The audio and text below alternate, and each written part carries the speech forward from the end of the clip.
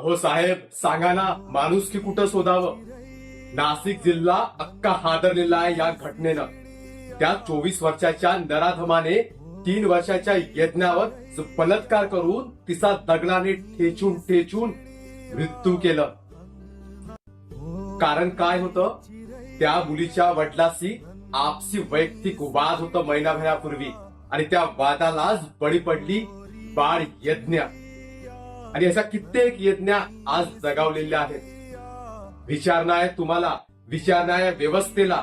ही घटना आहे तालुका मालेगाव डोंगराळ गावाजवळची. आज आपण कॅन्डल मार्च काढतो, एक कॅन्डल दाखवतो आणि तिला भावपूर्ण श्रद्धांजली देतो. मेसेज टाईप करतो छान, खूप 2 बाजूला 2 फुलं टाकतो. बस संपला.